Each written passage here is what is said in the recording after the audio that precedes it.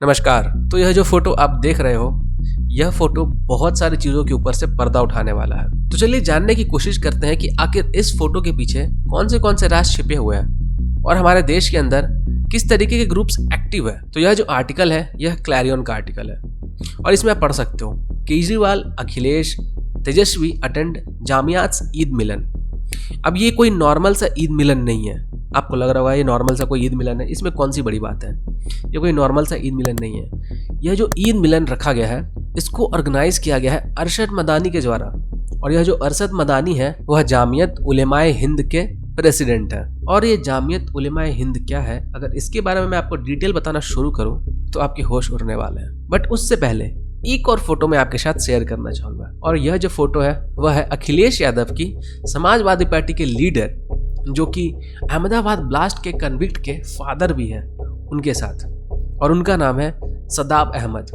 तो यह जो लेफ्ट में आप देख रहे हो ये है सदाब अहमद। इनके जो बेटे हैं उनका हाथ था 2008 के अहमदाबाद ब्लास्ट में, और इनके बेटे को ऑलरेडी कोर्ट ने सजा सुना दिया है। तो समाजवादी पार्टी के जो लीडर्स हैं उनके कनेक्शन कहाँ कहाँ है आप भी देख लो। अब वापस से आते हैं हमारे इस आर्टिकल के ऊपर। तो इसमें आप देख सकते हो ये सारे नेता हैं, तेजस्वी यादव है, अखिलेश यादव है, अरविंद केजरीवाल हैं, जो ये कहते हैं कि मैं बहुत बड़ा नेशनलिस्ट हूँ, और हमारे हामिद अंसारी भी हैं। तो यह जो जामियत उलेमाए हिंद ग्रुप है यह जितने भी टेरर अक्यूज्ड मुस्लिम्स होते हैं उन सबको लीगल हेल्प प्रोवाइड करता है, उनको जेल से बाहर निकालने में मदद करता है। जितने भी आतंकवादी जिनके ऊपर चार्जेस लगे, जिन्होंने बॉम्ब ब्लास्ट किए हैं, चाहे आप 26/11 की बात कर लो, मालेगांव की बात कर लो, 7/11 मुंबई ट्रेन की बात कर लो, जितने भी ब्लास्ट हुए हैं, जितने भी आतंकवादी हमले हुए हैं, उन सब में जितने भी कन्विक्ट्स होते हैं, जो दोषी होते हैं, जो आतंकवादी होते हैं, उनको ये लोग हेल्प करते हैं जेल से बाहर निकालने में। तो अभी हाल ही में आपने सुना होगा कि अहमदाबाद के अंदर जो स्पेशल कोर्ट है उन्होंने 38 मुस्लिम आतंकवादियों को डेथ पेनल्टी फाइन किया है, और जो बाकी के 11 हैं उनको पूरा जीवन का कारावास सुनाया गया है। अब ऐसा नहीं है कि ये जो जामियत उलेमाए हिंद है यह पहली बार ऐसा कर रहा है, जी नहीं, आप इस कंफ्यूजन में मत रहना। यह जो जामियत उलेमाए हिंद है इन्होंने बहुत पहले भी ऐसे बहुत सारे कारनामे किए हुए हैं। और सबसे ज्यादा चौंकाने वाली बात क्या है आपको मालूम है? सबसे ज्यादा चौंकाने वाली बात तो ये है कि इन्होंने टोटल 700 एक्यूज को जो हेल्प प्रोवाइड किया था उनमें से टोटल 192 आतंकवादियों को इन्होंने छुड़ा लिया। 192 आतंकवादियों को इन्होंने छुड़ा लिया। अब वो जो 192 आतंकवादी हैं उन्होंने क्या किया होगा जेल से बचने के बाद? और ये जो 192 आतंकवादियों को इन्होंने छुड़ाया, आपको लग रहा हो कि ये सभी के सभी इनोसेंट होंगे, जी नहीं, ऐसा नहीं था।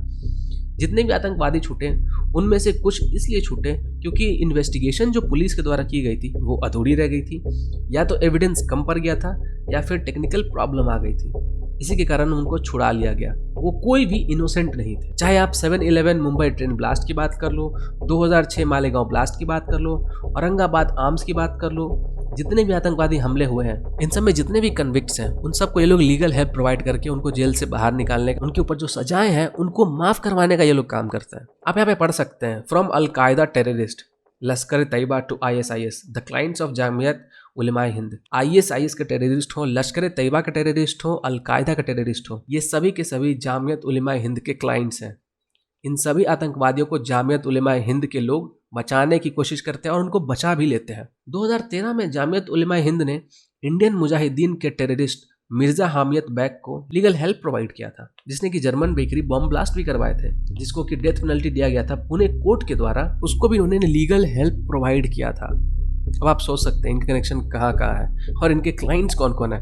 अगर कुछ एग्जांपल्स मैं आपको देने का कोशिश करूं तो ये लिस्ट आप पढ़ सकते हैं। लश्कर connection, ISIS conspiracy case, ISIS conspiracy case Mumbai, ISIS conspiracy case state of Rajasthan versus Sirajuddin, 26/11 Mumbai attack, Chinnaswamy stadium blast, ये पूरा का पूरा लिस्ट है और ये सभी के सभी इनके क्लाइंट्स हैं। खैर, मैं जो अपने छोटे मोटे खर्चे होता है उसको बिनोमो पे ट्रेडिंग करके अर्न कर लेता हूँ। तो चलिए मैं आपको बताता हूँ कि कैसे आपको इस ऐप को यूज करना है। तो गाइस, जैसा कि आप देख सकते हैं मैंने बिनोमो ऐप ओपन किया हुआ है और फिलहाल मेरा ये जो रियल अकाउंट है इसमें 42,000 रुपीज़ है। यहाँ पे आपको डिपॉजिट का ऑप्शन मिल जाता है, जहाँ पे क्लिक करके आप आराम से अपने अकाउंट में फंड्स को ऐड कर सकते हो।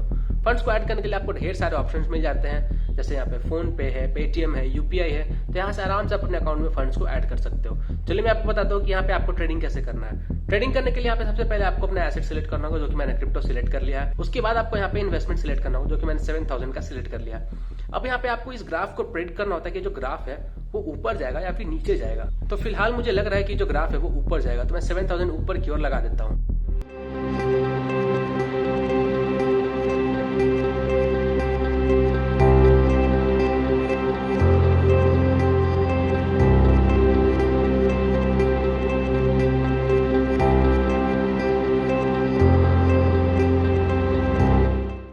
तो जैसा कि आप देख सकते हो हमारे अकाउंट में 12,740 का जो प्रॉफिट होता है वो ऐड हो चुका है और हमारे जो रियल अकाउंट है इसमें फिलहाल 47,753 रुपीज़ हो चुके हैं। तो अगर आप लोग मेरी तरह बिनो पे ट्रेडिंग करके अर्न करना चाहते हो तो डिस्क्रिप्शन में दिए गए लिंक पे क्लिक करो और डाउनलोड करके साइन अप करो और मेरे लिंक से डाउनलोड करके साइन अप करने पे आपको मिलेंगे $1,000 का बोनस आपके डेमो अकाउंट में और उस $1,000 को यूज करके आप ट्रेडिंग करना सीख सकते हो। एक बार आप ट्रेडिंग करना सीख गया फिर आप अपने रियल मनी को इन्वेस्ट करके ट्रेडिंग कर सकते हो। अब आपको याद होगा कमलेश तिवारी, जी हाँ वही कमलेश तिवारी, जिनको एक जोक के कारण बेरहमी से मार दिया गया था उनकी ऑफिस के अंदर और उनके जो किलर्स हैं उन सभी को भी ये लोग हेल्प प्रोवाइड कर रहे हैं उनको बचाने में। अब मुझे ये समझ में नहीं आ रहा है कि ये जो जामियत उलेमा हिंद के लोग हैं जो सभी आतंकवादियों को बचाए जा रहे हैं, वो जो आतंकवादी बच जाते हैं वो क्या करते होंगे आगे। और ये समाजवादी पार्टी के लोग हैं जिनके साथ इनका कनेक्शन है, उठना बैठना है, आना जाना है, और ये हमारे महान नेता अरविंद केजरीवाल और हमारे महान लीडर तेजस्वी यादव, इनका कनेक्शन इन सभी लोगों से है। एक और बड़ा प्रश्न ये उठता है कि ये सभी जो लोग हैं जो इन आतंकवादियों को हेल्प प्रोवाइड करते हैं, जो जामियत उलेमा हिंद के लोग हैं, इनके कारण ये जो आतंकवादी हैं उनका मनोबल कितना ज्यादा बढ़ जाता होगा और ये जो रेडिकलाइज्ड लोग हैं हमारे देश के अंदर उनका मनोबल कितना बढ़ जाता होगा। उनको तो यही लगता होगा कि हमारे देश के अंदर वो कुछ भी करेंगे, ये जो जामियत उलेमा हिंद वाले लोग हैं ये इनको बचा लेंगे, तो वो किसी भी हद तक जा सकते हैं। और रिसेंट में जो घटनाएं हमारे देश के अंदर घट रही है, क्या ये लोग इस चीज़ के लिए जिम्मेवार है या फिर नहीं है। ये जो रेडिकलाइजेशन चल रहा है हमारे देश के अंदर, जो वो लोग डरते नहीं है किसी भी चीज़ से, ना लॉ एंड ऑर्डर से डरते हैं, किसी को मारने से हिचकिचाते नहीं है, क्या इस चीज़ में जामियत उलेमा हिंद का हाथ है? क्या लगता है आपको? तो आप अपना वोट सोच समझ कर दे, क्योंकि आपका एक वोट हमारे देश को आतंकवादियों से बचा सकता है और आपका एक वोट गलत इंसान को जाने से हमारे देश के अंदर आतंकवादियों को बढ़ावा दे सकता है। तो जितने भी लोग यूपी से हैं उन सबसे पूछना चाहूंगा कि आप लोगों ने इस बार किनको वोट दिया, और अगर आप लोगों ने वोट नहीं दिया है तो आप किनको वोट देने जाने वाले हैं। अपना वोट आप सोच समझ कर दें, क्योंकि आपका एक वोट पूरे देश के अंदर आतंकवादी गतिविधियों को फैलाने में मदद कर सकता है। आप किनको वोट कर रहे हैं सोच समझ के दें।